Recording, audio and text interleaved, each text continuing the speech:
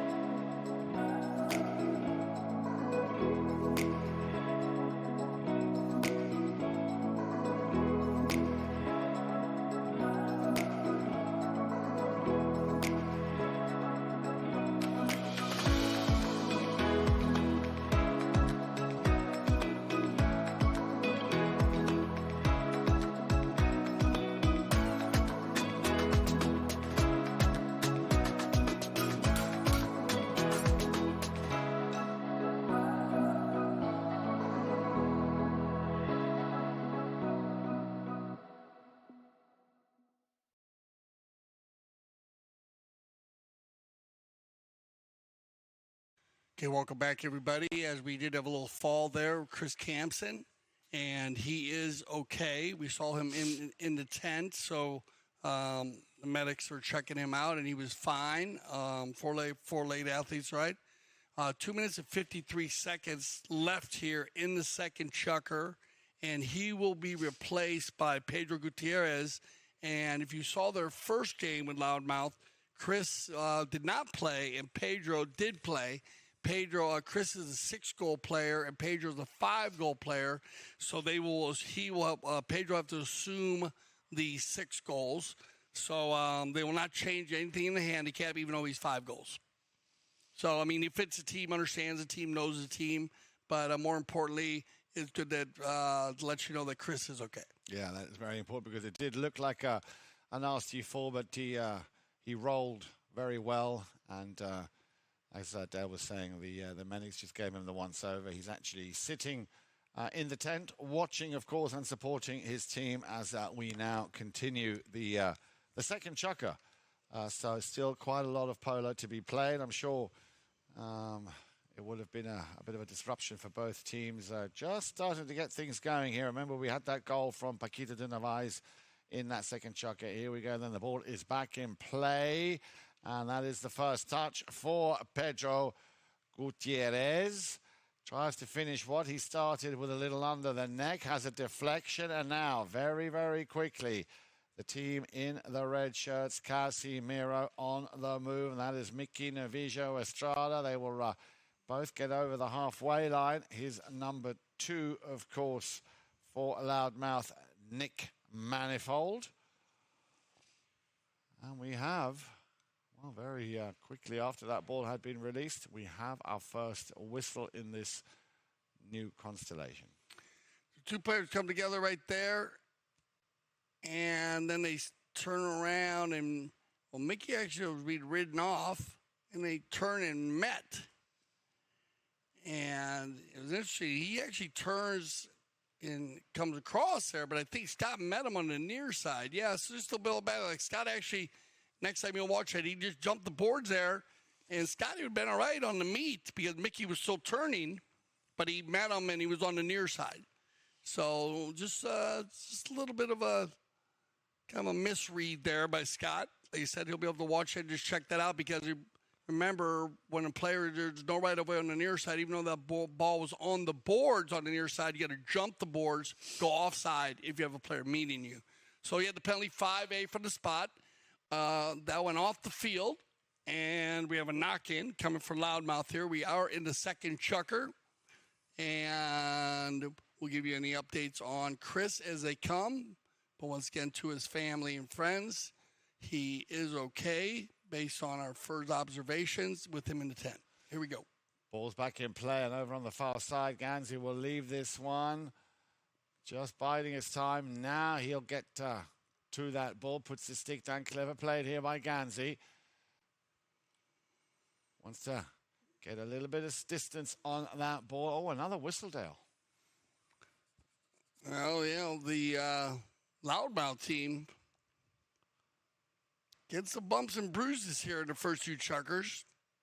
And Grant is trying to hit that one to the right side. Just kind of a miss hit is that it went off of Nick Manifold. Looks like Grant was trying to go down the center as he had Mickey, I believe, running. Mickey or Paquito, one of the players.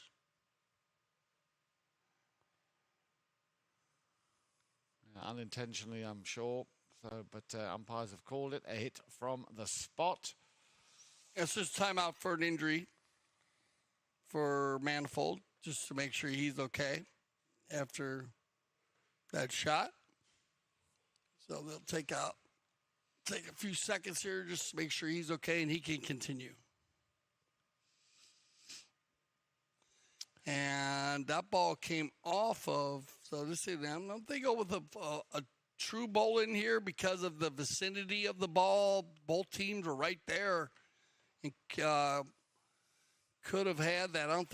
There's not a penalty on the play, I don't believe. Yeah, they're going to go with just a straight bowl in here. So live bowl in here, no fair play bowling.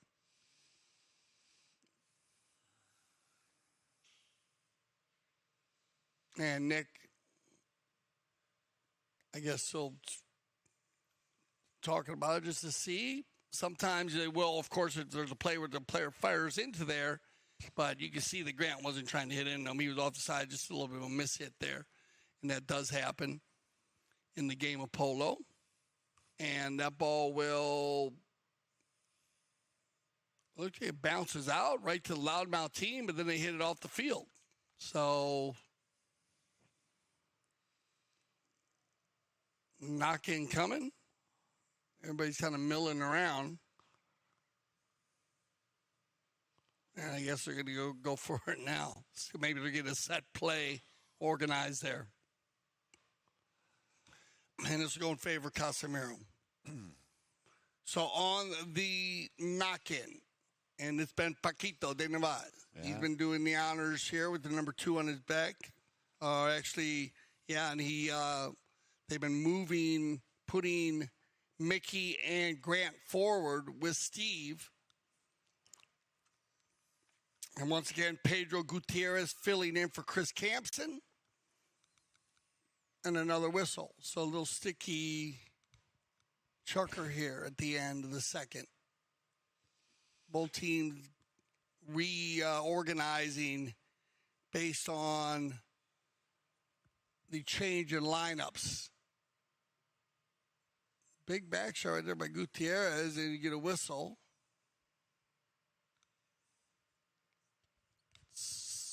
So it could have been, yeah, it looked like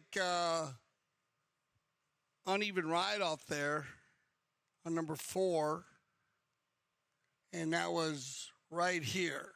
Yeah. You see that. Yeah. So as they're coming right there, you can see that where they came together and outside of the play, away from the ball. So sometimes there are fouls that happen away from the ball. Not every ball, every play is based on where the ball is. The fouls, you could have a player outside trying to take another man out or trying to get position on another man. Sometimes they come in uneven. Right here was a little uneven, just too far in front. So they're going to go with the penalty 4, and it'll be the first penalty 4 of the day. And Steve gets a piece of that one. Turned in here and controlled by Mickey. Now sword fight. And backed out of there by Manifold. And picked up by Gutierrez. Avoids the hook from man with the number 3 on his shirt, Mickey Navijo Estrada. Now back to Paquito. Opens the shoulders. Oh, again, a deflection. This time picked up very quickly by Mickey Navijo Estrada, and he will put it through, I'm sure. No, he hasn't. Saved on the back line there. Or did that ball go over? So have a look at this again. You can see there he is with the number 3, Mickey Navijo Estrada. 3 white shirts all around him. Ball comes or pops back out. And yeah. So see what they end up deciding here. That's going to end a chucker, but we'll let them work this one out because you had Mickey hit off a pony, then the ball bounced out to the right. It looked like maybe Manifold was on the right away, but then you had Gutierrez reach in there. So we'll let the umpires work this out. That'll end our second chucker play. We'll return with our decision and our third chucker play. Stay with us here on CTV Sports. This is a championship meet. All the best jockeys in the world are here, and I'm excited to ride against them. We back. And you get to watch some really incredible, talented athletes out there. To us, it's a place to be in the winter. I love Gulfstream Park because of the racing. The palm trees, the beach is right here. The horse racing is some of the best in the country. A lot of good horses come out of here. If you want to go to the next level, Gulfstream Park was the place to come. I remember the first time I came to Gulfstream, it was like this big fairy tale place. All the history. And all these great horses, trainers, jockeys. It was everything that I ever dreamed of.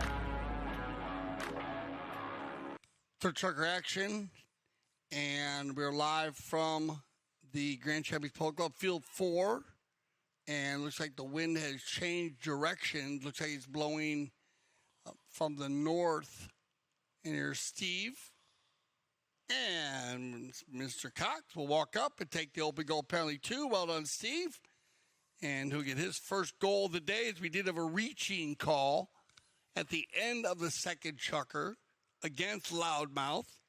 That gave the open goal penalty 2 from about 2 or 3 yards. Steve pulled out the putter. No problem. No problem at all. And that makes it 4 goals to 2 now. So Casimiro, for the first time in this game, have a little cushion of 2 goals. Ball is thrown into play. It'll be picked up by Pedro Gutierrez. Just hold fire, allowing his attackers to get exactly where he wants them to be. But he's also, of course, someone who likes to run and work that ball himself. Pump fake backhand there by, he will get caught. He will get caught, and he's clearly not happy, Paquito de Narvaez. Yeah, Paquito's going to come in there. That ball's going across. He goes for the fake the back shot. Going to get caught on the turn. Too close for comfort there. And a little tricky. Working on a young player, trying to, add a little, add a few plays to his game. And but he wants a little more space there. Or at least move that ball, maybe get some angle going on it, and then go for the fake. But remember, when he goes for the fake there, the old line before the ball stopped is the new line. And so that ball was going toward the boards. And, you got to be careful here. That ball was out the 70, 80-yard line, so you're going to bring it over for a 60-yard shot on goal. Goal shot penalty. And Pedro Gutierrez filling in for Chris Campson will do the honors here for Loudmouth.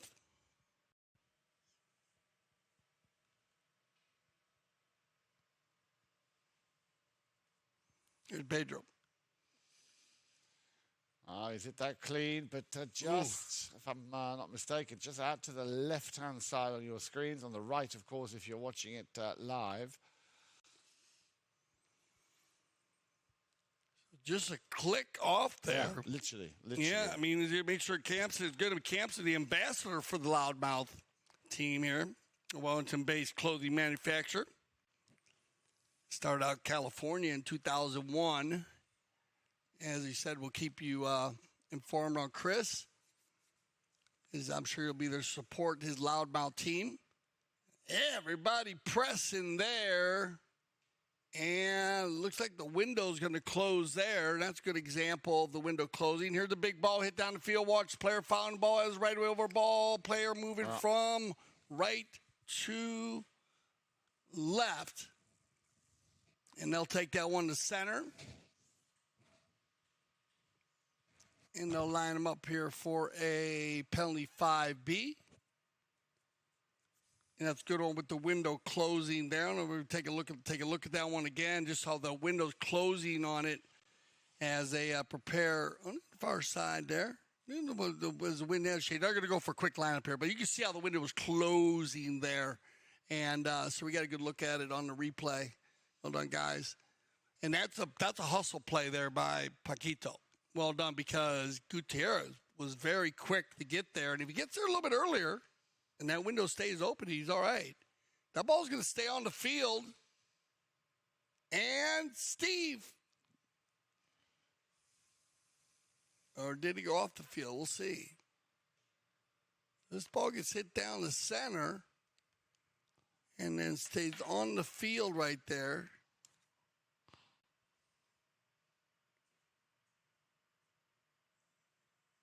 Pulls that ball back in there, and then Steve's going to meet it. But you're going to go ahead and you're going to blow it dead right there, as you are going to get a blocking foul before, as when Pedro pulled the ball back and controlled it. They need to give him one play there, as Mickey was still in the area where Pedro could not move on. You might as well go for your receive there, as he did hit it out pretty far. And a nice shot by Cox. All right, on the move, picked up here by Scott. Sabaro's going to take it, and off to the right side. You know what happens when he gets hot. And we've talked about him. He's been fabulous in pulling the team at the number one position. Scott Sabaro. And also he'll play the defensive side, but that has been his forte. When he gets going, he likes to pull the team out in front. He likes to play that number one position.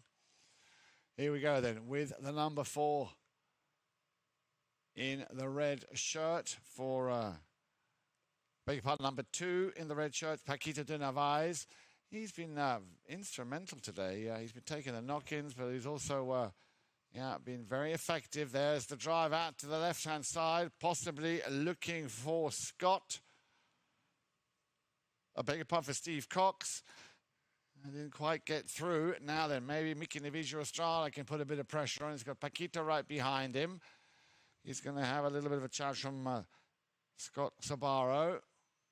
Left for Ganzi. Intercepted. And all of a sudden, Pedro Gutierrez is on his way to try and put this one through the uprights. Well, it will be nearly a coast-to-coast. Very unlucky that he's just put that one out to the right-hand side, but what a great run here by the 5-goaler Pedro Gutierrez. They came together down on the far end, and I think when they were in the cluster there, Grant hit it forward. It wasn't exactly sure, but it looked like a clean meet, and when he met the pack, Pedro was off to the races on the gray pony, got out front. That'll bring us to our courtesy change with 3:41 on the clock. And, everybody down, all the horses down at the far east end of field 4. And there's a good shot of the sideline here. As you remember, this field does run east and west, field 4 and 5. Good shot of Roki. They're in the orange hat. In the Casablanca. Grant Ganzi's head trainer, manager. Look at that beautiful 4-legged athlete Grant Ganzi's on. Wow, that's what you want one built just like that. And Grant Ganzi, great team he has that takes care of his amazing string of horses. A few different strings, I said. He plays in different leagues, so he has different horses he plays in the different leagues. And Roki and the crew do a great job. And shot of Roddy Matthews there, talking it over with our gold judge. Remember, the gold judges are a part of the umpire group. They are a part of the team of umpires, as the umpires can use their decisions and actually. You be careful on the field as a player also. You need to respect them as much as you, at a high level, as you respect the umpires. Absolutely. And safety also first. And that's where you talk about balls that are maybe right there on the end line or right going through the goal, being careful of how you hit those balls. As you do have goal judges behind the goal, waving the flag high when it goes through the goals and waving it low when it goes wide. All right, on the knock-in. I'm interested to see the stats here because it seems to me that Paquito has knocked in a lot. He has. Here in the first half, Yan. I would agree with you wholeheartedly there. Now, over on the far side, Mickey Navijo Estrada up against the 5-goaler. Playing off 6 here now, of course, of Chris Campson, Pedro Gutierrez. Yeah, ever since that little tumble that we had earlier, things have been a bit patchy. They haven't been quite as openly flowing as... we've definitely had them throughout the first chukker. So I'm pretty sure that both teams will be welcoming and looking forward to the halftime break, when we will, of course, bring you the stats as we always do. And let's hope that when they come out out of the tents... that keep an eye on this one here, because this ball's going to get hit this way here. Mm-hmm.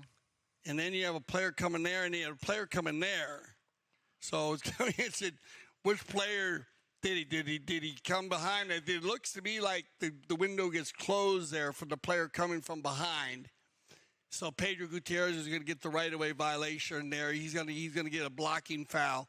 And that ball just needs to go a little bit further past Paquito so he can take it forward. As you had Nick Manifold coming in there, too, to meet the play. I'm going to drop it from the spot. If he had fouled Nick, then it would go the opposite way. They might move it down to a 60. That's why that's important on who he fouled, is where the ball would be moving. Nice bit of hooking there. Well played. The number 1, Scott Sabaro. Once again, Paquito de Narvaez will try and control it. There is the backhand. It's going to come out once again for Paquito. Ganzi now. He will chase this one. Decides to also take it around. Still a little mistake, but luckily for him, he had another a red shirt right behind him. Paquito de Narvaez picks that one up nicely. Nice little pass up through the middle. Ganzi will try and send that one a bit further back, but once again, solid defending here. Nick Manifold turns things around just adjacent to that halfway line. Just wanting Loudmouth to get in situ before he makes that pass. Here it comes then. He's chasing that one himself, still with the number 3, Pedro Gutierrez. Now, why not indeed go for a long-distance shot? In comes the number 1 in red, Steve Cox. Stevie get in there. He tried to flip it back to Mickey. I like that.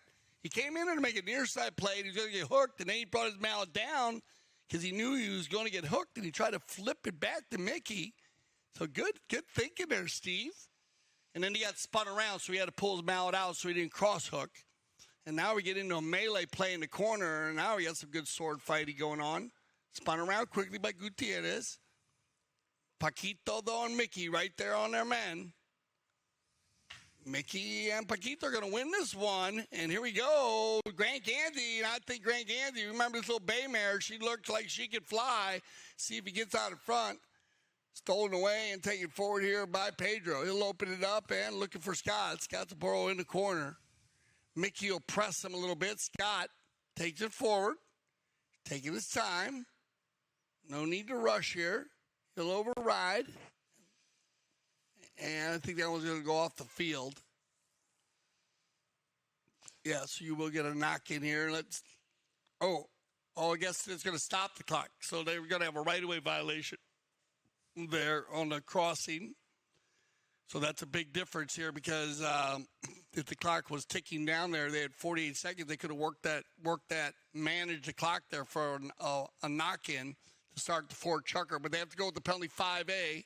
And now they'll work it forward here. About a minute left here, so they're going to have time here. Oh, here we go. Who's got the horsepower? And Mickey. He's going to get out in front. Here comes Estrada. Yeah, Mickey Navish not able to control it. Charging down the line was Grant Ganzi, but with him, Pedro Gutierrez.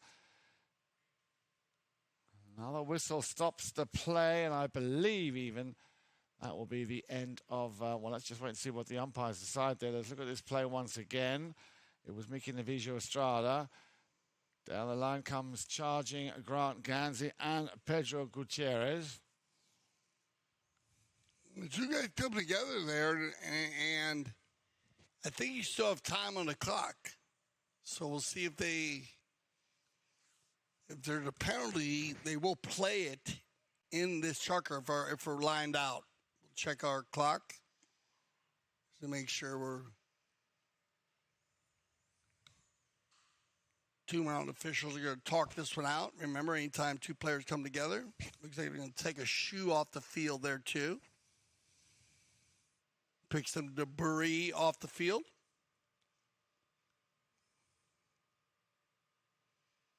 I didn't realize how much the fans actually liked the horseshoes the other day at the number 1 field. They were diving for that. Oh, yeah. Yeah. So there's going to be 40 seconds left on the clock. So they are going to play this out. And you'll see what they decide to do. 4-2. As Casimiro still with the lead. This will go in favor of the Loudmouth team. You see they have green over there. They were wearing green jerseys. They switched into their white jerseys. Pedro Gutierrez is going to go ahead and tee this one up.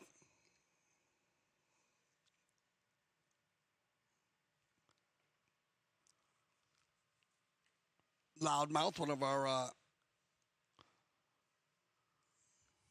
unique, colorful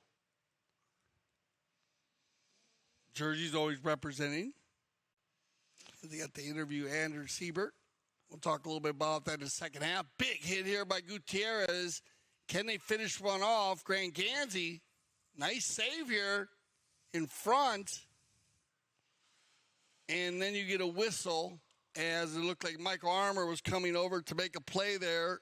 He went for the next shot in front, but that'll end our first half of play. So we'll send everybody out 4-2, and we'll send everybody to the 10th. Let them meet with our coaches, get organized for the second half, and we'll go to a little commercial break also, and we'll be back. We're live from the Grand Champions Polo Club Field 4. This is the 2023 Limited Edition 8 Gold. Here's our halftime stats.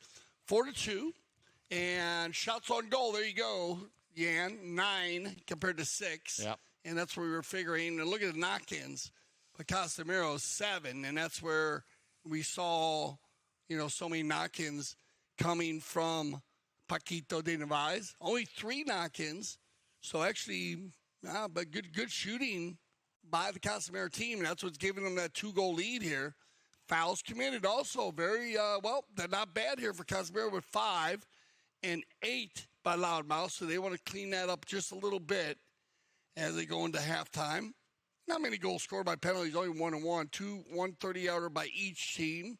So that's not changing the game that much, but those possessions are big on those 8 fouls committed by the Loudmouth team. Well, they'll meet with their coaches and get organized for the second half. And Yan and I are going to go to a little halftime break, and we will be back for the second half of the 2023 Limited Edition 8 Goal. My name is Augustine Malman. I am a chef. I trained with my uncle in Argentina in several restaurants, and now I travel the world creating unique experiences, all cooked with fire. For this event, we came from California. My team and I had some previous events there, and we traveled with my wood oven trailer and all of our grills from Santa Barbara, California. Well, when we got here, we always arrive about a week prior to the event. There's several things that we order from out of town, like the firewood. We make reservations of all of the rental items, kitchen equipment, anything we need prior to our arrival is already reserved.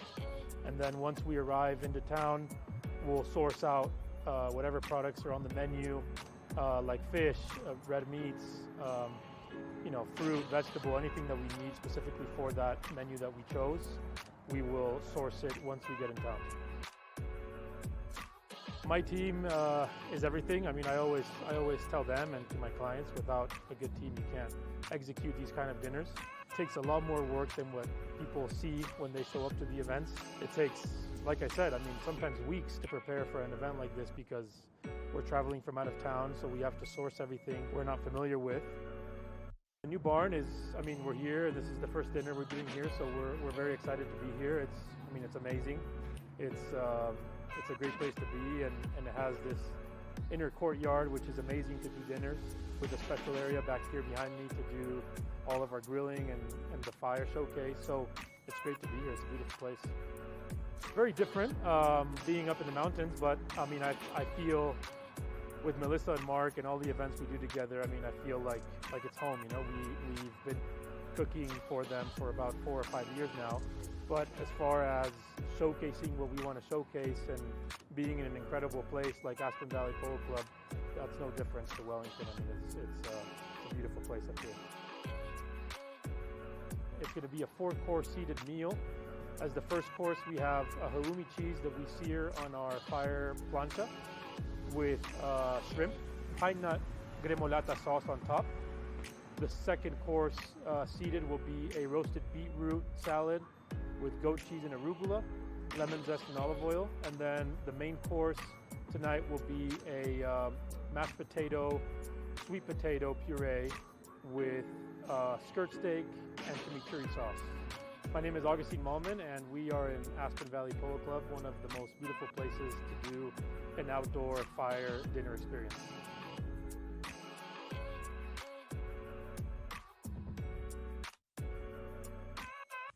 Good afternoon and welcome back to CTV Sports. I'm Dale Schwetz. And I'm Jan-Erik Frank. A very warm welcome and a good afternoon to you from me too. And we had a short halftime here, as we had a few injuries early in the game, so both teams decided to go ahead and keep it moving here. So we want to thank both teams. And so they start out with a penalty 5A from the spot on a right-of-way violation at the end of the third chucker, and now a big hit here and a positive possession by the Casimiro team. If you just join us, Casimiro, they're in the red and white jersey, maroon and white, and Steve Cox playing number 1, Paquito de Nevaz on 3 goals, playing number 2, Mickey Navija Estrada playing number 3 on 1 goal, and Grant Gansey wearing the number 4 on the for that team, Casimiro. And then for Loudmouth, we've got Scott Sabaro, Nick Manifold, Michael Armour, and then, of course, Chris Campson, who took a bit of a tumble earlier on, but he is okay if you were around watching that. But now let's go to the action. Here comes an under the neck shot, nicely blocked, and the man who was blocked, that was Pedro Gutierrez. And all of a sudden, things are starting to open up quite nicely. Big energy here, huh? Big energy. Man, they all woke up and they're ready to go. Mickey Navija Estrada, they're trying to do something with it. But once again, Pedro Gutierrez in for the slightly injured Chris Campson. We know he's still on the field. We hope he's enjoying watching this game. At the moment, it's not quite going the way he would have liked. Casimiro, as you can see, leading by 4 goals to 2. But this is only the first chucker of our second half. Yeah, no, what you're saying, but they came out. Everybody came out ready to go, and they're keeping the energy up. So we'll see what happens here. As we said, the very tight game, back and forth. It just we were looking at the stats, and just both teams kind of missing the goal. Just kind of dialed in a little better. They're getting shots. Just to get their percentages up. And, you haven't had the big breakaways, as we've seen that in both our games today. Both teams very strong on the defense, not allowing teams to get free and open. And here we come, Mickey. Can't control it. Picked up again by the number 2, Nick Manifold, left behind. In comes Gutierrez. Gutierrez nicely takes it round the outside where there's a little bit of space. Good bit of blocking here from Mickey. A little physical here. Let's see what happens here on this play. Here comes Paquito. Oh, and they go right there, and they come together. Yeah. And Gutierrez, so it looks like it's going to be uneven on the ride-off. Which player? Steve. Looked like Steve dropped his mallet there, so we can get a mallet back in Steve's hand. Number 1 for Casimiro. And I think it will go against the Casimiro team on an uneven ride-off. Too far in front of the saddle. Remember, the umpire's always looking for somewhere in the middle. Not too far in front, not too far behind. Same relative speed, less than 45 degrees. And so Gutierrez will get the opportunity here at I might move it to a 3 based on the ride-off. See exactly. They were just off a center, about 100 yards out. And, as we said, we're talking about Loudmouth. And, it was California-based in 2001. Acquired in 2021 by CEO and President Andrew Siebert, 15-year veteran of the fashion industry. And there you go. They are going to get the open goal penalty 3. And Gutierrez, Pedro will get his first goal of the day. Mm-hmm. And Andrew actually played in the $50,000, right? Yeah, he was back. He had an injury, Andrew. Andrew still does play the game polo, and a lot of fun, a lot of energy. He said it's been expanded greatly since they personalized the unique bold print apparel for individuals, the companies, and organizations. Loudmouth is one of the more colorful dress polo teams in the world, and they are. And also golf-centric and famous golfer John Daly is found wearing the colorful pants. I don't know if you've ever seen John. Yeah, I saw a picture the other day. And he's big hit. You know, he's actually one of the longest hitters in the golf world for a long time. And that's we use the term drive for show, putt for dough in polo. So you can see John, and it's great having the team here. He says we are a unique team in the sport, and adding a lot of fun to the sport of polo. And Andrew does on and off the field. Yeah, it looks like a really nice Check out guy. his Instagram. You see some cool stuff. Yeah. Very, very cool. So big shout out to Andrew. He's probably sideline watching today. As I said, he has been playing. I wasn't sure if he was going to play this month here in the 8 goal, but he said he did have an injury, but he looked like he played well. He played well in the 50,000. He was feeling better. So Paquito on the move here to try and bring his team a bit further downfield for Casimiro, and he puts it through. I could feel that one was brewing, and it finished nicely. Let's have a look at this again. He's working it. He knows he's got a bit of traffic. He's got a man coming in on from his left-hand side, advantage given. And then just a little flick of the wrist. Lovely goal here. His second for Paquito. And, of course, for Casimiro, putting him back into the lead by 5-3. So they're holding on, keeping on to that 2-goal cushion. Yeah, we've watched him mature in such great ways. His father played for Audi last year in the World Polo League, Paco. And he's actually one of the young, we watched Milo McDonough, which I believe Milo's right there, one of the youngest players to play in the World Polo League. And but Paquito also played in the World Polo League. So he's one of the young polo stars. And you're going to see a few of them this afternoon also with Franz Panacci and Antonio Aguirre, who the 2 young players who also have debuted or played in the highest level of polo in North America, the World Polo League. Around and here we go, and good work right here by Mickey and by Paquito. And they're going to be a new dynamic duo, I believe. Grant Gansey doing a great job playing either in front of him, behind him, or in between them. But he's been hustling, and here he is right here, double G. Grant Gansey. And, yeah, that's power polo at its finest right there, double G. Showed you how to get it done. Look at this horse. Get out in front. Grant doesn't even need to look back. He knew that he had a jump on Michael. Oh, good approach, and that's where you finish right there, Grant. This is an awesome play right here, and we're just talking about how well the Grant has been playing with Paquito and with Mickey, as even though he's wearing the 4, those 2 in the middle are just, they're doing the leapfrog kind of work together. Scott's in the front.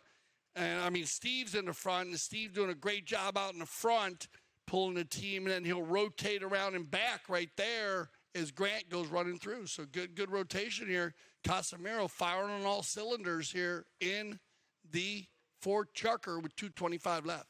And not only that, Dale, those 4 cylinders have all now scored.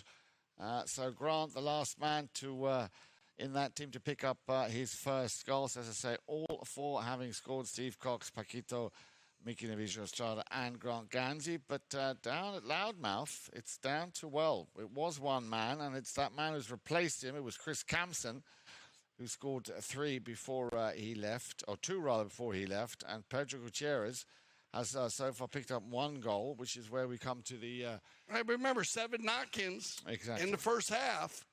So the Loudmouth team, they have been shooting on a goal. They just need to get a few between that 24 feet, 8 yards. They definitely are getting the offensive attack, Loudmouth. And that's when you worry, when you don't have the offensive attack, you don't have the opportunity to shoot. They're shooting and just missing. So just keep on shooting. They'll get a few. Not to say that Casimiro hasn't done a great job on making their shots difficult, but they have been getting shots on goal. Ball's back in play on the halfway line. Looks like the Reds have it once again on the move. Here we go then. Mickey Navija Estrada slightly topped that ball, fished out of the air by Nick Manifold. And he saw coming around the bend there Pedro Gutierrez. We'll send it out to his right-hand side, looking to feed the ball back to Nick Manifold. He gets taken out of business by the number 3, by Pedro Gutierrez. But over on the far side, Casimiro working that ball nicely. Trying to get through and avoid all the traffic. There is the shot on goal. And, wow. Oh, Paquito? Yeah. Paquito, Dana Vaz, nice shot there. Good form. Very controlled. Watch this. He's got Stout right there. He just looks for room to work. Drags it forward. And then the minute that he knows that he's got Nick applying the pressure there, just go in and shoot it. Because if you try to dribble that one in, you got Grant coming there with Pedro, and you got Nick falling in behind. So good thought process, good choice of shots. And look at this, they'll open it up to a 4-point lead. As we click down to under a minute left here in our fourth chucker. On the far side, Pedro on the gray pony, trying to get away from Mickey. Mickey will go to the defense. Take a little rub, go stay with him, push him into the corner. No need to worry about it. He's going to slow him up here, Mickey. He knows it. Manifold's going to come in and try to help. Pedro sneaks by Mickey, but he'll push him into Paquito. Pedro gets a piece of it. Ooh, he went for the goal shot there. And that ball will roll either out of boundary. You might get a crossing over the right-of-way after the shot. Yeah, and it's going to go out. We'll see what they decide. Looks like they're going to drop the ball there, so you will have a right-of-way violation. Crossing over after the shot on the tail shot. So that'll end our chucker. So we'll send everybody off and stay with us. We'll be right back here on CTV Sports.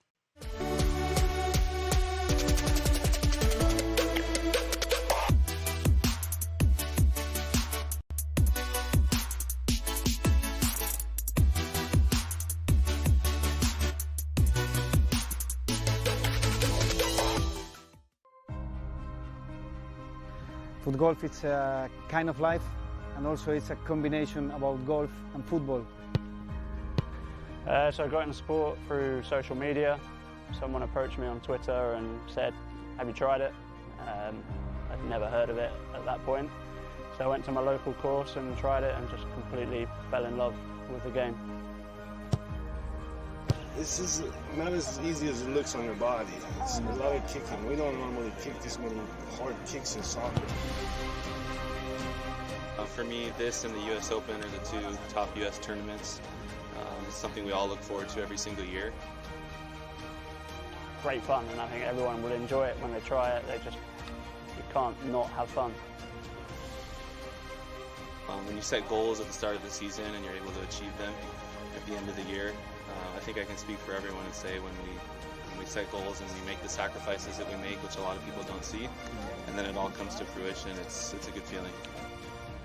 I literally live, breathe foot golf.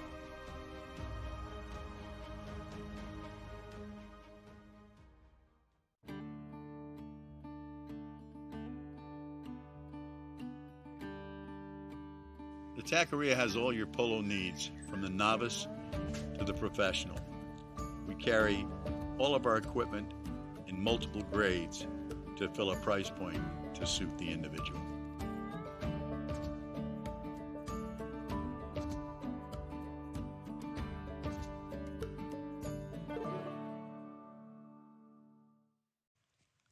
Okay, so we are going to start off here on our fifth chucker play.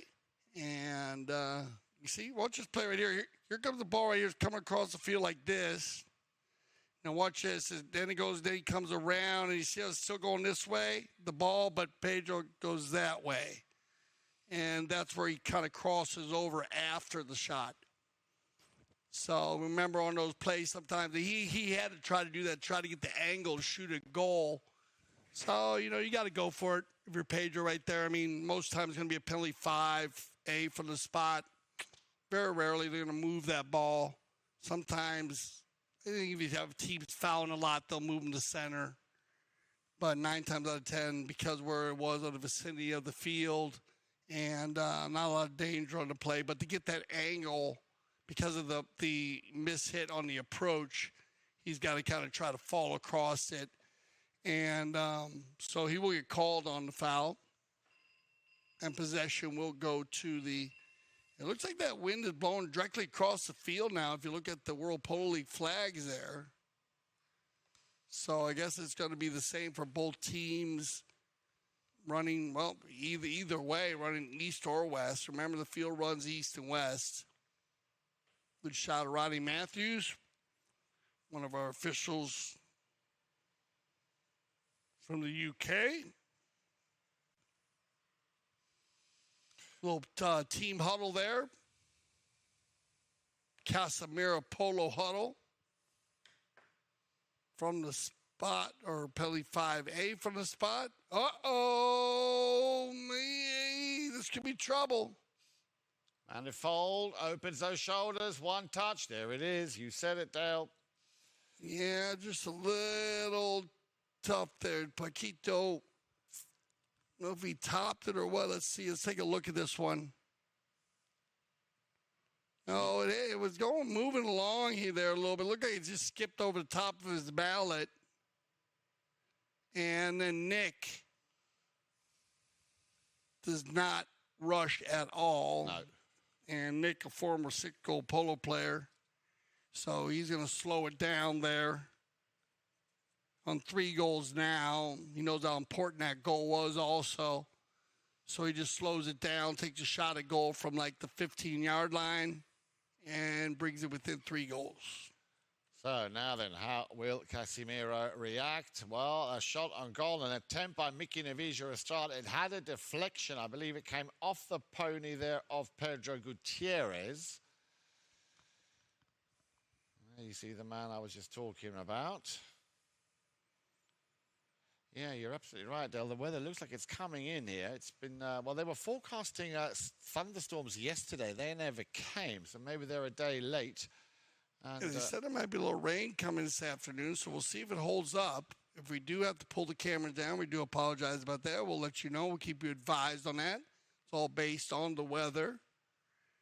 And but at the moment, everything looks pretty well. But you can see the skies there looking a little dark towards the Santa Rita Polo Farm. Remember, everything on the other side of those flags, that's the Santa Rita Polo Farm, where our next game is about 2 miles south of those flags. And we get a low flag there. We get a nice run, though, here by the Loudmouth team. Paquito Dinavaz and Grant Gansey talk it out a bit. And on the move, Mickey Navija Estrada over on the far side leaves that one. Nicely played. The ball back up to the front. And Pedro Gutierrez, he's got his work cut out for him. In comes Granzi to try and pick up that ball. It's turned around once again. Manifold. Everybody wanting a piece of it. Now it's going to be left for Pedro. Pedro slams one downfield. Good first touch, or is it? Yeah, has to correct himself on the near side. Has that ball stolen off him. Very nicely done by Paquito once again. He's had a very good afternoon. Armour just going around the outside of the traffic. Paquito. That's a little lob shot. Finding Mickey Navija Estrada, and he'll be looking to send it on to Gansey. Scott Sabaro getting a piece of it, sends it back. Gansey coming back, also wanting a bit. Yeah, it's all a bit all over the place at the moment. hasn't quite got the, I don't know if the weather is having an effect on the players, but it's definitely not as open and as flowy as, especially that first chucker. And I think ever since Chris Campson took that little tumble, things have just... Yeah, Mickey missed that one, and he came across, and then he went for the ride-off, and as Steve just met the pack, just a miscommunication there by Casimiro. Mickey needs to pull out so Steve can meet that play. Actually, when he came across, I'm not even sure if Steve can meet that play afterwards because Mickey's clearing, so he might have to give him one play. It's all based on how close they were there.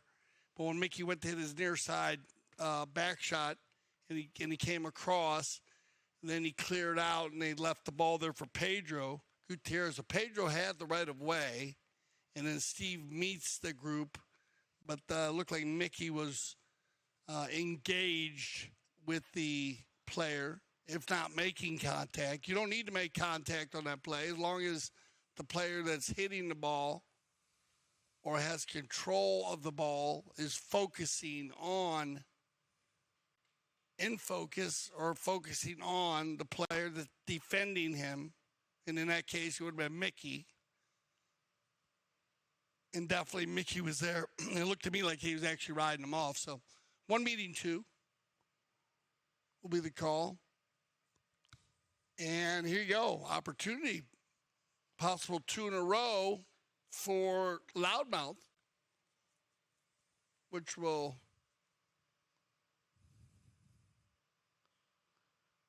give them a little bit of a jump.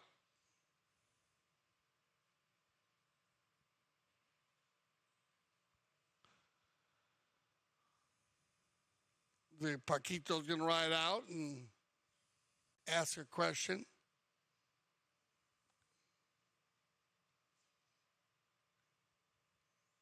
To the mount officials, make sure everything's all together. And it looks like they got everything lined out. So here we go. 3:56 on the clock. And it's just swirling around out there, the wind, because you see those flags. Now they're going directly west again. They were going south, so it's swirling around. So now Pedro's going to be hitting right up into the wind. So let's see if that affects him or not. Here comes Gutierrez.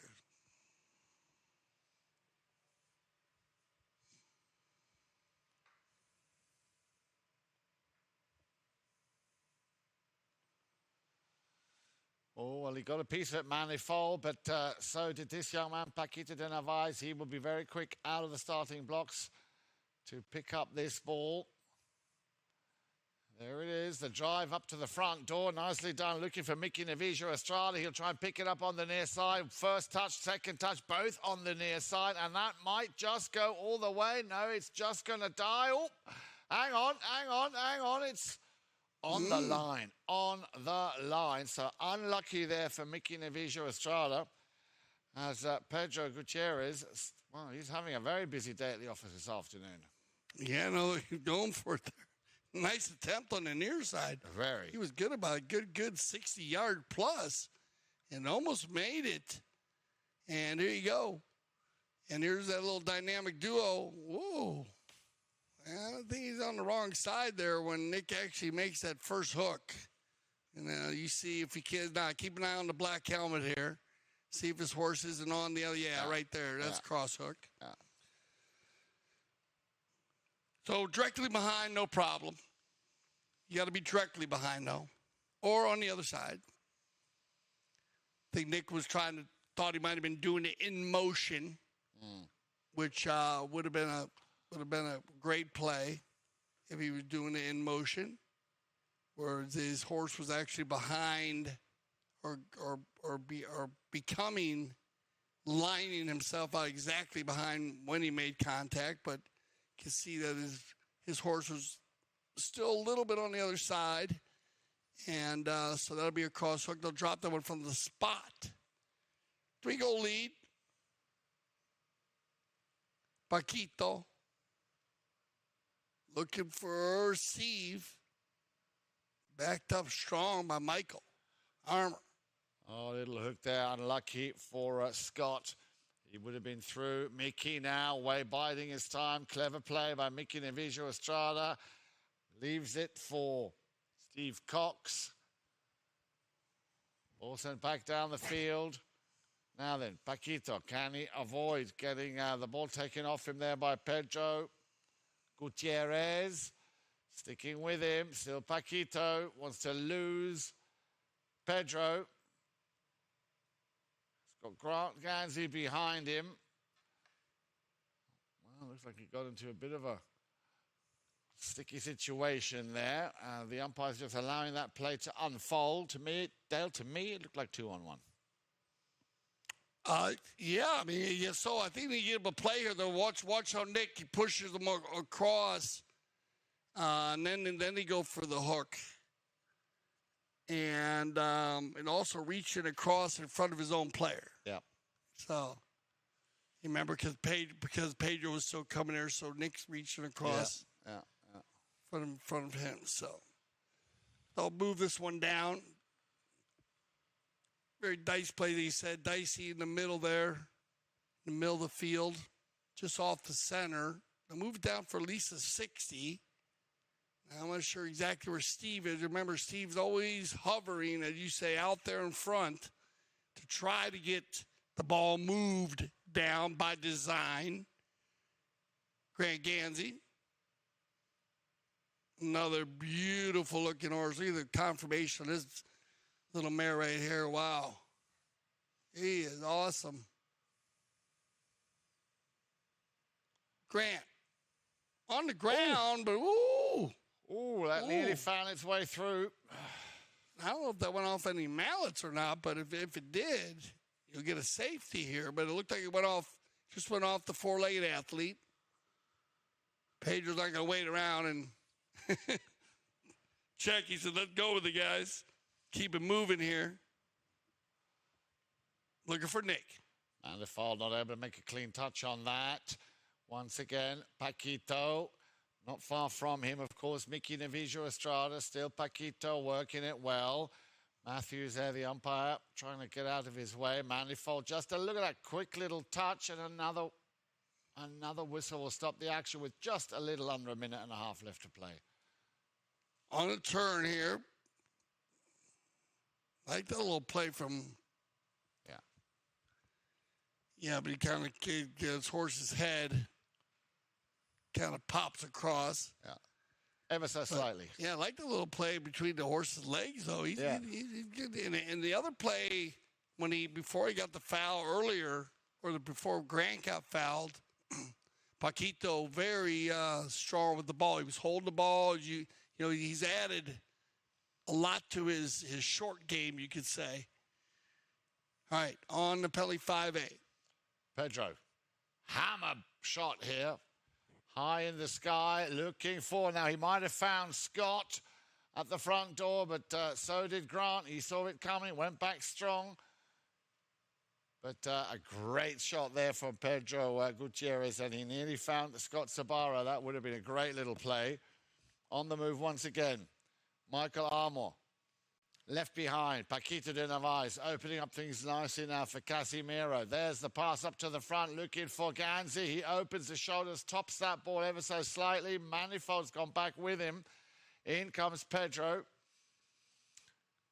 And very quickly, Loudmouth turning things around once more. Another one of those monster shots from Pedro Gutierrez. Again, Scott going up, wanting that ball. This could be a great little combination play if Scott can pick this one up. Takes his time, opens those shoulders, and he just puts it wide. Oh, I could have sworn that was going to go in. Yeah, bad luck. Yeah, I said, for Scotty, as I said, they need that. That would be great for the Loudmouth team also, just to get him involved there, as they would have outscored him 2-0. But one unanswered goal. That's better. That's a good start. So we'll set them off here for our sixth and final chucker. We'll get everybody mounted back up. Stay with us for this sixth final chucker of our limited edition 8-goal.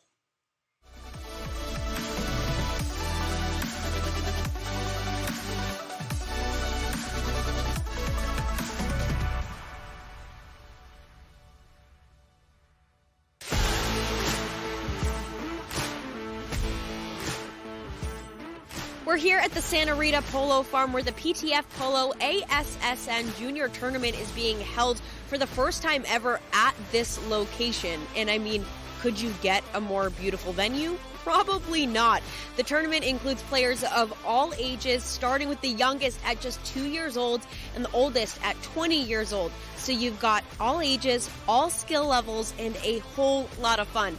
Let's go check it out.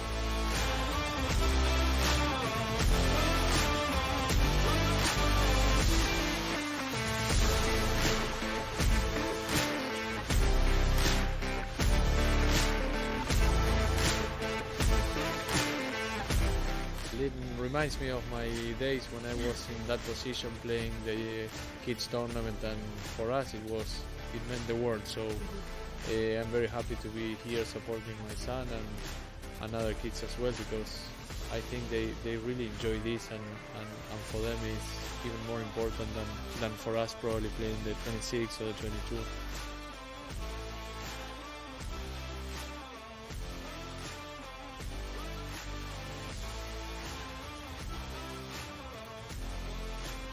Well, that's a wrap on the PTF Polo ASSN Juniors Tournament at the Santa Rita Polo Farm. So much incredible talent coming up through the ranks. The future is certainly bright for the sport of polo. Now, for more information on the PTF, head to polotraining.org. And, of course, head to Chucker TV for all of our awesome content, including full game broadcasts. Okay, here we go. Through a 3-goal lead, 7-4. And... well, if we go through it, 2-2 after the first, 3-2 after the second, Casimiro, 4-2 at halftime. They had a 2-goal lead, Casimiro. And then they opened it up in the fourth. They outscored them 3-1, 7-3 at the end of the fourth. And then, well, one unanswered goal in the fifth to make it 7-4. So 3 goals. And, well, a lot of time. Mucho tiempo left here. So let's see. Scott Savaro is going to take this one forward on the Palomino. Grant Gansey takes it under the neck. Well done, Double G. Get through the hook of Sabaro. Now they leave it. Controlled by Mickey. Avisa Estrada gets help, and these four have been battling it out all day long. And when I say four, I mean Mickey and Paquito against. Great job here by Nick Manifold and Pedro Gutierrez. And all four right there, you throw a blanket over all four. And it's just been a battle between them in the middle of the field. They've been battling it out. It's been going back and forth. At the moment here, Nick and Pedro getting a bit of an edge. They've had a few penalties. They scored a goal. Outscored them 1-1 goal in the fifth. Pedro's going to get an opportunity here at a penalty shot. And good timing, down by 3. And they're going to get an open goal here. So this could put them within 2. And, yeah, you know, that's, there'll be at least 6 minutes left when they get back to the bowling. Very similar scenario to what we had in the game this morning, if you remember. Orea versus Raffle. They were up by 3 goals, and then they came back. Banjo, though, we were a little bit further down in the Chucker. So here, everything's still very much open. Pedro Gutierrez. Yep, that looked pretty straight to me. So Pedro picking up the first goal here in Chucker number 6. And as you said, Dale, brings his team Loudmouth back within 2 goals. Casimiro still in the lead by 7 goals to 5. Yeah, see if they can win the bowling here. Just keep the energy up. That's what they need to do. As they were going through the stats here, and Jordan was telling us on the stats, he was like that the Casimiro team is, well, the Loudmouth team's won like 90%. Look at this, we're going to win the bowling here. Ooh, Nick, good pickup as he drags it forward. Now Scott. Oh, nice try, Scotty. Oh, trying to take it out of the air. Just bad luck here for Loudmouth. Yeah, very unlucky. And we've seen him get a lot more involved here in the second half. Scott Sabara, he's had a couple of really good chances. And, I would wish him to also get up on the score sheet because he's been working very, very hard, the -1 goal player here at Loudmouth at the number 1 position. Here we go then. And once again, Paquito de Narvaez sends that ball deep down the field. It'll be Pedro. Advantage given. Very quick out of the starting blocks there. Ganzi trying to put his stick down. There it is, another hammer.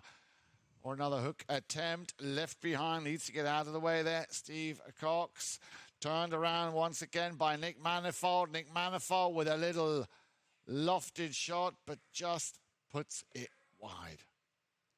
Well, they tried to shoot a goal.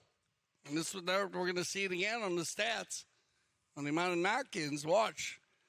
Compared to for the Casimiro team. And as we noticed on the first half, they knocked in 7 times. Mm-hmm. So that's, whoa, nice pickup, nice shot here. And it's almost like they're using a rotation. They're using Grant going forward. And that has been a very good play. That's worked out well on their offensive attack, and you see Steve go to the back. Now you're going to see Paquito running forward.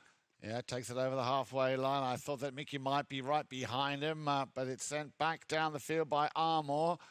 Now then, they got a little bit lucky here. All 3 red shirts here from Casimiro. In comes the bump and the ride-off from Gutierrez. He's going to leave that one for Mickey Navijo Estrada. Has he found a little loophole? I think he might have just. But again, the ball sent downfield, and it will be the man with the number 2, Paquito. I do have to say, Dale, I like watching him play. I wouldn't be surprised if we see him go up by the end of the season as well. Now then, Pedro Gutierrez. Let's have a look at the clock. 3:24 left to play. And again, up to the front. Scott Sabaro opens the shoulders, takes a shot. Oh, again, so unlucky. Little under the neck to try and finish it. It's in front of goalmouth, but Grant Ganzi leans far out of the saddle there, gets a piece of that, is able to clear it. Well played, Grant. Huge play right there. Game-saving play on the doorstep there. Clean now and out. Now they come together. I'll take it to our currency change. Our final currency change of the 6 chucker here. They come together. They're coming together on the ride-off here. And then they stop the action. So we'll see what they figure out as they just overlap there on the boards. See what they're going to do. So here you go. Everybody's going to be on fresh legs. 2 goal difference, 2:53 on the clock. Anybody's game. Well, I was just going to say, Dale, do you think, because you've got to give it up for the way especially Paquito and Mickey have been playing. I mean, they're making it very, very hard here for Loudmouth to, I mean, we just saw again with Scott had a chance. Now, if you added up all those chances that Scott's had, but do you think that Loudmouth can still get the turn here in this? No, they've had opportunities to score. I mean, they're getting the opportunities. As I said, they've had a number amount of shots. And they've been missing the goal. It's going to be interesting to see how many more, like I said, at the end on our stats, because it all comes down to the numbers. But it's not like they haven't had opportunities. Exactly. If you're not getting the opportunities, that's when you start worrying, like, you're not getting enough shots on goal. But like I said, the first half, they had 7 knock-ins by Casimiro. So those are missed goals. And we'll see how it adds up here in the second half. With a 2-goal difference, it's those are big attempts, and like I said, better percentages by the Casimiro team shooting a goal based on the number of shots they've had and the number of knock-ins that the Loudmouth team has had. So here we go then. As you said, just shy of 3 minutes left to play. The 2 mounted officials there, Esteban Ferrari and Roddy Matthews, just explaining to the 2 teams exactly what or how they saw things. And based on that, of course, they will have made their decision on how we continue after we've had our final courtesy change. Just the one goal so far from Pedro Gutierrez here in chukker number 6. So offsetting penalties. Right. And one of them, we had a foul against the white, and then we had the red going in 90 degrees and kind of accelerating his horse with the speed stick. So using his whip to use his horse into a ride-off there, so they went ahead and offset those two fouls. So a ball had been thrown in after that a decision, and there you see coming across number 2 was Paquito de Narvaez. He probably thought he did no harm or no damage, but he did cause a right-of-way infringement. Hence, once again, a good call here by our 2 mounted officials. So a hit from the spot, or is it a penalty? That will be awarded to Loudmouth. Now, this is a big opportunity. Penalty 3, thank you very much. A penalty 3, so not from the spot, a penalty 3. And this now, Dale, could bring them within that 1 goal that Casimiro currently lead by 7-5. So let's see if Pedro Gutierrez can pick up. He's already picked up a penalty 2 in this chukker. Let's see if he can make it 2 out of 2 with this penalty 3.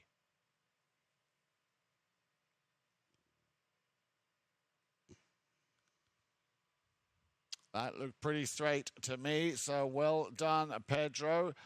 And with that, we now have a real game on our hands. 1 goal in it and a good 2.5 minutes left to play. So still very open and anyone's game. And I've got a feeling we're going to see a goal from Scott Sabaro. There you go. This is what it's all about. Now, we talk about the Bolins. Well, the Bolins, 80%, at least 80%, 90% in the first half. Won by Loudmouth.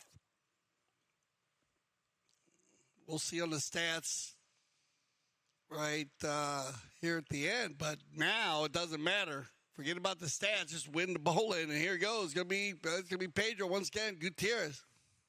Pedro. Looking for a little gap. He's found a little gap now. Then over on the far side, that is Michael Armour. He will go for the under the next shot. 1 touch in front of goal. Did I not call it? Oh, you called it. I called it. I told you. I've got a feeling Scott is going to score. And look at this. Here comes the pass up to the front door. Armour, and there is Scott. He gets a piece of it. There's the shot. And Scott gets it. Yeah, nice pass there by Michael, too, to move it along. So, the 2 role players are doing a good job coming alive here when they needed them. And 7-7, 126 left. What a match we've got here. Who's going to go ahead and looks like he's going to go ahead and stop the clock here. Riding in from behind will be the call. So penalty 5A from the spot. 126 on the clock. Possession going towards the Casimiro team. Now then, I'll tell you what else I'm going to do, Dale. I'm going to tell you that I reckon the next goal is going to win this game. Now you're getting really good. Here you go. Big ball down the center. And they come together. Mickey's going to get cleaned up there by Michael. Taking out Pedro. Grant Ganzi. 2 players override. See, with the little back shot, it's going to right to Mickey here. Now Grant. They're going to give a play. And they come together. They're going to let him play right here. A little Robin there, but no danger. Everyone's at a standstill. Backed up cleanly, looking for Paquito. Nick is going to take it across the goal mouth. This is a dangerous play. Paquito's going to win this one. And regroup here. As we click down, you're going to get your 30-second horn. And can Paquito take it in here? Paquito de Narvaez still has control. Takes it across the center in between 2 big guns right here. They slow it down. Mickey now. Everybody at a standstill. You can throw a blanket over 6 people. Steve tries to make a hook in there. Cleaned out. Paquito's going to win the ride-off. turn it back in. He's got room to work. 10 seconds on the clock. Benavides has an opportunity to win it here from a standstill. Shot on goal. It's rolling. And I think there was a whistle just before, but just out of curiosity, killed the cat. Would have been nice to see whether that ball did actually go over the line, but there was a whistle. I think it makes it through, believe it or not. I mean, watch this when he shoots it from about 45, 50 yards, and that ball's going to carry through. Yeah. So now do they go with a continuation here? And, I mean, it had to be close enough to be a continuation, or they ran out of time. So the time elapsed. Oh, man. Wow. It was a heart attack in here.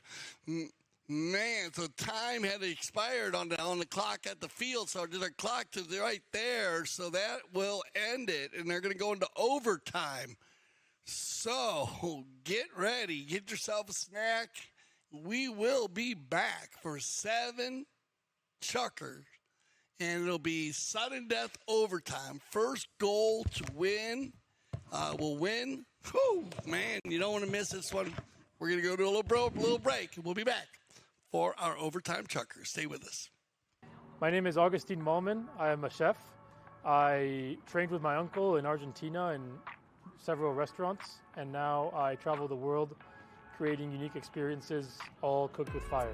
For this event, we came from California. My team and I had some previous events there, and we traveled with my wood oven trailer and all of our grills from Santa Barbara, California.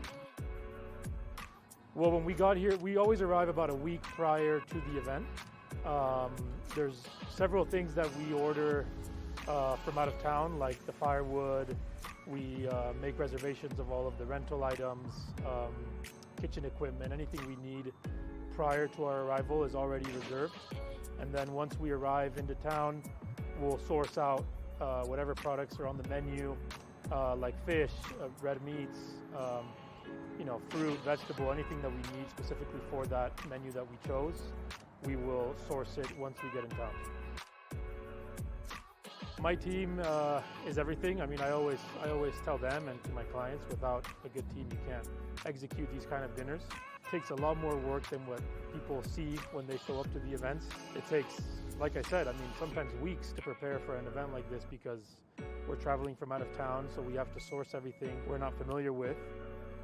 The new barn is, we're here. This is the first dinner we're doing here, so we're very excited to be here. It's amazing.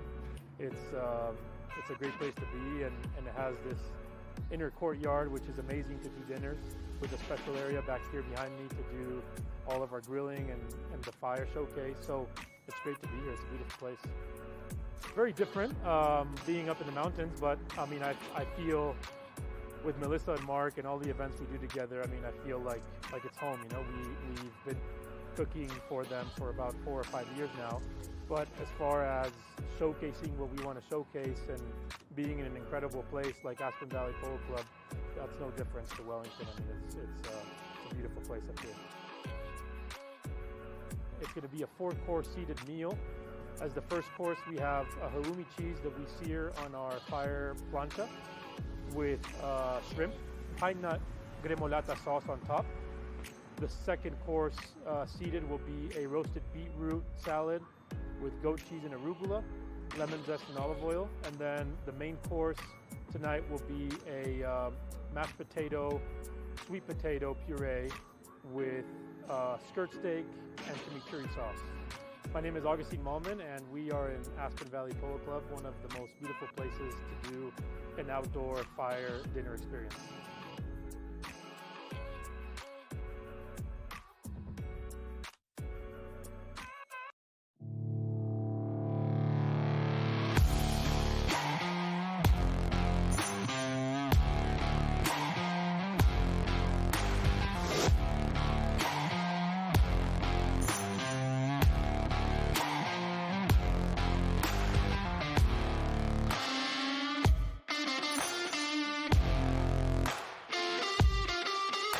Number 1 leading his team as always. They call him the Cobra. Give it up for Mr. Mark Ganzi.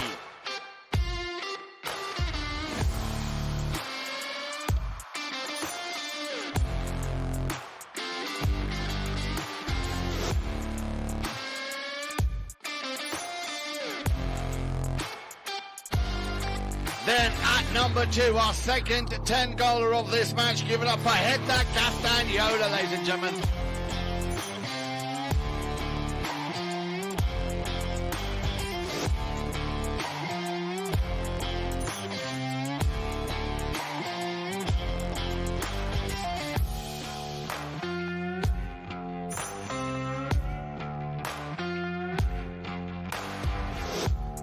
Number 3, there is only one man that can, and that is Mr. Nick Roldan. There he is.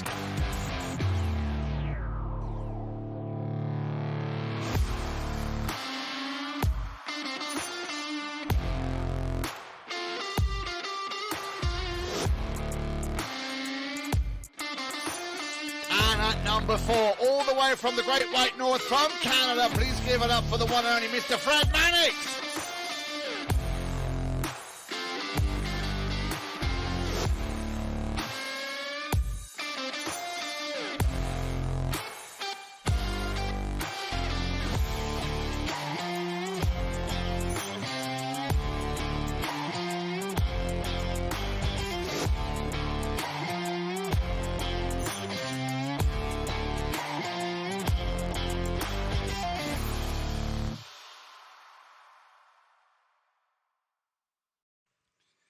All right, here we go. Ready for our overtime chucker.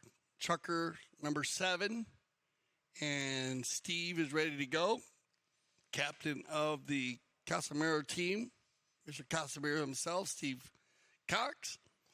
Paco de Neves, Paquito. Mickey, Novija Estrada, and Grant Gansey. They're in the red jerseys. And here we go. Scott Saboro. Nick Manifold. Pedro Gutierrez filling in for Chris Campson and Michael Armour. And, well, you got to give the advantage right here, Yan, to Casimiro as they are inside the 60-yard line. I think they're inside. They might be inside the 40. You see exactly where the time elapsed when the whistle blew right there when he shot a goal. Paquito shot a goal, but the time ran out. So look at it, right inside inside the 30. So here we go. If you want to win one bowl and this is one you want to win, Paquito's going to win it, turn it to the inside. Still has control here. They have to give him one play. Shot a goal by Mickey. Bounces off a pony. Makes the hook. Nick. Oh. Big ball right here. Here's your stat. Going to take it out in front. The ball on the road. Oh, he overrides right there. Now it's picked up by Pedro.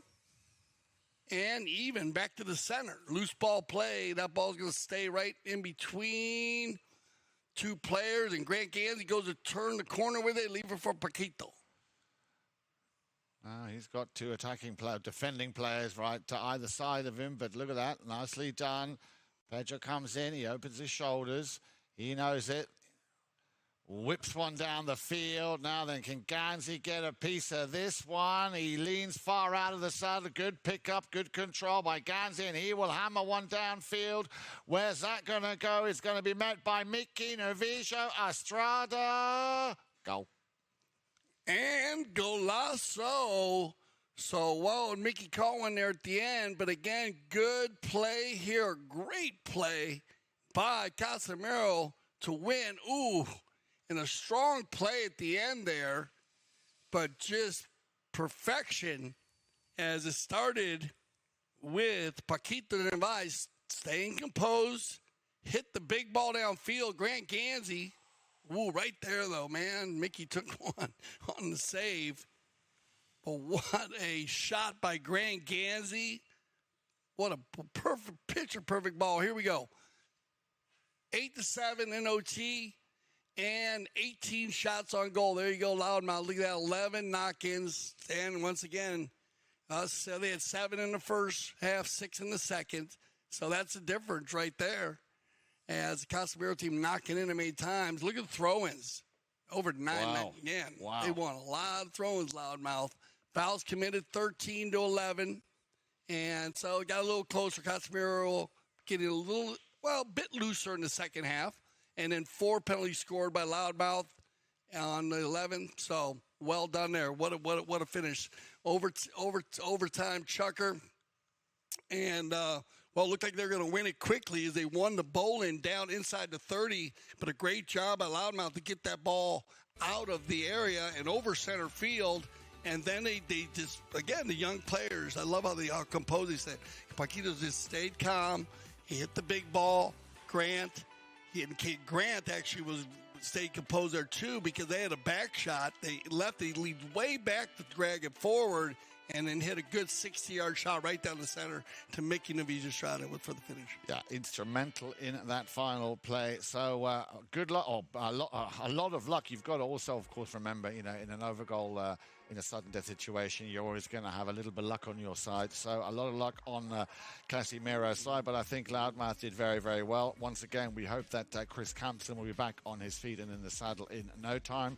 From all of us, for the moment, because we said triple header, we've played 2. We've got 1 more coming in, and that will be Brookfield against Grand Champions Polo Club, and that should be coming on your screens within the next 10 to 15 minutes right here on CTV Sports. Yep, we're getting ready to move the cameras back to the Santa Rita Polo Farm.